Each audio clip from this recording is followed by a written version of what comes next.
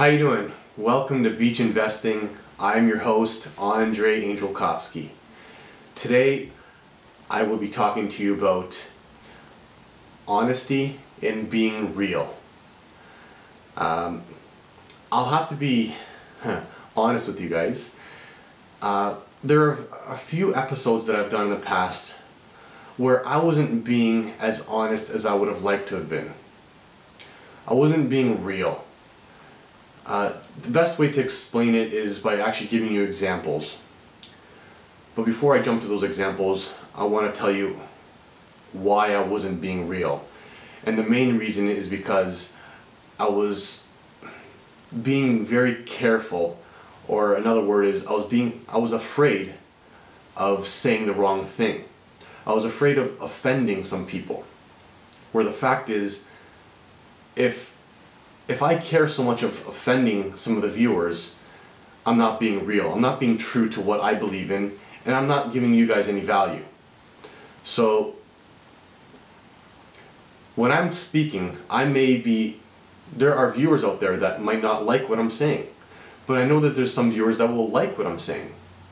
So in the end, I have to be true to myself, because the real reason I'm doing this, and the real reason I started doing this, is because I care. I actually want to give you guys value. I love doing this. I love being in front of the camera and just talking to you guys. But only when it's really me. It's the real true me, the authentic me. And that's what I promise you guys. Moving forward, I will be me. It'll be raw. It'll just be me, and I'll be talking the way I really want to talk. Because in all honesty, I do get nervous when I'm doing this, because I'm trying to be careful and tiptoe around certain things and not saying it like it really is. So an example is the Starbucks episode that I've done. I think that was episode 3. I was talking on the street and there was people walking by me, and I was just kind of looking around and being kind of like, oh my gosh, I'm doing this in the middle of the street where people are just staring at me, like wondering who is this freak doing a film by himself. But there are some things that I wanted to say in that video. For example, I mentioned that Starbucks does their homework, and they do quite a bit of homework and research before they choose to pick a spot that they're going to build their store in. Now, I mentioned that Starbucks obviously thinks that area is the next hot area. Now, I was careful to say that I personally didn't think that area was a hot area, but you know what? That area looks crap. That area looks like crap. You walk around that area, it's like, who wants to live there? But in all honesty, I really believe that area is actually going to go up in value. Regardless of any statistics or any economic fundamentals, emotional fundamentals, any other thing that someone says, I believe that area is going to go through some serious changes. And they're going to be changes for the better. That's it. I'm saying it like it is. That's my opinion. Now, don't go out there and start buying things because Andrei said so. That's my opinion. I still encourage you. You still have to do your due diligence. You still have to do your homework. But what I'm going to be doing now is telling you really my opinion, what I feel, what I truly believe in. The other episode I did was interviewing Philip McKernan, who is my mentor, who's my coach. It was a little uncomfortable because that man has really changed me. And I know I was saying that in that episode when I was interviewing him. I was saying, well, you've really changed me and stuff like that. But I was afraid to say how I really felt. And that kind of disappoints me because I wasn't being true to myself. And I wasn't being true to you guys. So the way I really felt is, my gosh, Philip is someone that I've learned from to be true, to be real, to be authentic when I'm speaking to you guys or doing my business or being in my household with my family. Because if I'm not being real, if I'm not being true, and in here using my gut, learning how to use it, then what's the point of living, in all honesty? You're just living a lie. So he's made me aware of how to be true and how to be real and using my gut. And I know I mentioned that before, but I didn't say it like I wanted to say it. So Philip, if you're watching me, I apologize for not being real during that interview, but I wanted to tell you and you viewers out there that that's how I really felt, and that's how it's been being mentored by him. Now there's probably other things I want to say, but I can't really think of them right now. So I'll jump off to the next episode that I did, which was about mold. I was standing in a house in the Upper Beach, and I was explaining to you guys how, you know, when we first did an inspection on the house, we looked into a closet, and we saw a bunch of clothes in there, so we were like, oh, whatever, it's all the clutter that the sellers gave. But if we pulled back what was in there, we would have seen mold. What I didn't say is, guys, home inspectors are good. Okay, you need home inspectors, but don't rely on the home inspectors to do everything for you. Okay, home inspector. There's a lot of good ones out there.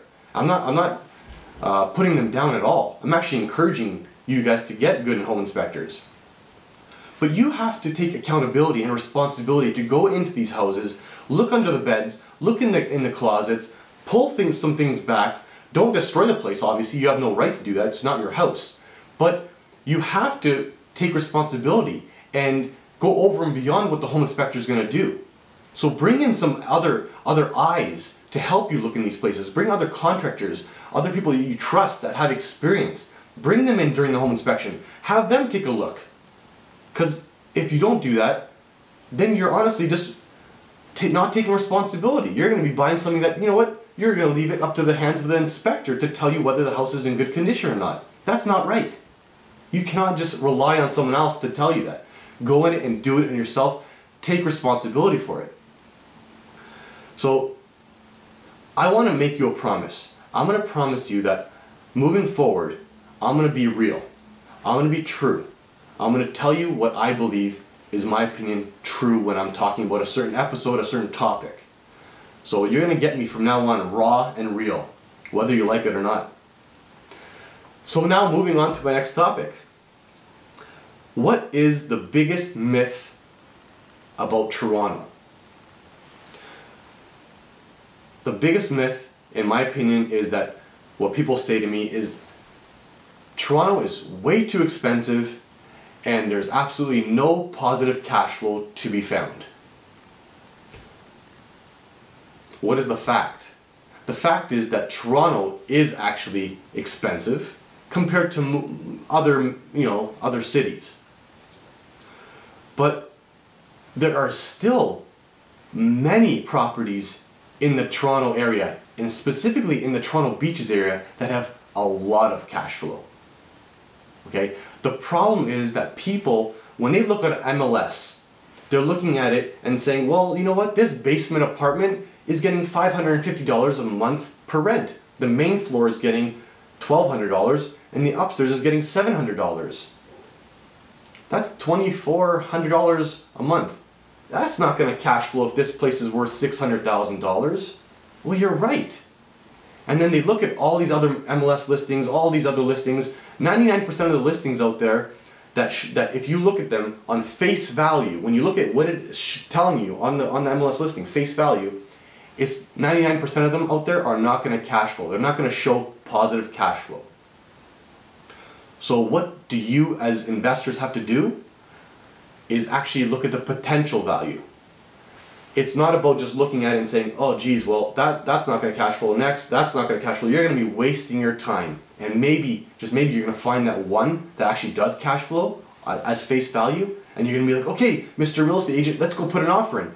By the time you get there, there's going to be 20 other offers on the table, and you're going to be like, well, you know, you're going to win the war and you're going to overpay for the property, or you're going to lose it because there's 20 other bids out there that they're like looking at the same thing that you're looking at, and that's face value. So what you got to do is look at the potential value. And what I mean by that is you got to look at things like, is there the potential to get more rent out of the house? So when you look at the basement apartment, it's getting $550 currently. Is there a way that you can increase the rent there? Well, obviously there's legal matters. For example, you can't just kick out a tenant. But is there a way that you can get vacant possession, where you can go in there and put in quality finishes and determine before that, if I do put in quality finishes, can I actually increase the rent to maybe $1,000 a month? Because if you do, that's $400 extra a month. That's a lot of money. And especially if you're going to get something for, let's just say $600,000, an extra $400 a month, it could equal actually $100,000 of mortgage payments, of extra mortgage payment. So other things are, can you add another second suite in the property? So you're looking at a property like, well, that's a single family home. That's not going to work, obviously. Especially if I'm paying $450,000, I can maybe get $2,000 of rent in that place, in that house as a whole. So that's not going to cover. That might just cover the mortgage. That's it. What about property taxes? What about insurance? What about utilities? So, but is there a separate entrance? Is there a way you can add a basement suite in there? Well, if you don't look into these creatively and through a little bit of imagination, you'll always look at them face value and say, no, next. Toronto's not worth it. Let's go to another town. Let's go to another city that's cheaper. Well, the Toronto beaches is an area where prices are relatively higher than other cities, okay? But there's a reason for that. There's a reason why it's higher. One, it's the heart of Toronto. It's the heart, the financial district. It's the heart, in my opinion, of Canada, Toronto. The Toronto beaches is an incredible place to live in. However, there's a reason for that. And there's a reason why other areas are cheaper. But do not just decide, oh my gosh, I'm going to go to another small town and buy a triplex there for $200,000 because it's cheaper. There's a reason why it's cheaper, people. There's a reason why it is cheaper. Okay, make sure you do your homework in every single area, every single town you want to invest in, because cheaper is not always better. In fact, I actually had an experience. I like to call it a whoa moment. And some of you may have who come to my workshop may have heard this before. I had someone want me to list their property in a town near Niagara Falls. And after seeing this property, I was very disappointed in what I saw. In fact, I was sick and tired of seeing crap like that, like what I saw. And it was in no reflection of that town, but the part that really killed me is that the seller was trying to convince me why it was such a great property. And I couldn't fathom why I would even want to consider selling this place. Because in my opinion, I wouldn't buy it. And none of my investor clients would want to even look at it. So I'm sick and tired of people telling me, invest in this town, invest in this property, because, my gosh, look how cheap it is, and look at the cash flow. But when you look at this place, it's like you don't even want to step foot in this place. And I'm not talking about the place that I'm talking about near Niagara Falls, but there was just anywhere. There's people, yes, there's salesmen out there, but they're trying to sell you things because obviously they're trying to make a buck, they're trying to make a living. But they're trying to push it on you, and they're trying to justify why, or trying to persuade you why you should buy it and not in Toronto. So my whoa moment was when I saw this place. I said to myself, I'm done with it. I don't believe in these types of houses anymore. Whereas before I was investing in areas because they were cheaper, I could afford it, and the cash flow was decent. But I didn't really believe in these areas like I do the Toronto beaches. And that's why I've completely made a 180 turn, and now I'm solely focusing on the Toronto beaches for my personal investments, and I love helping clients in these areas because I believe in this area.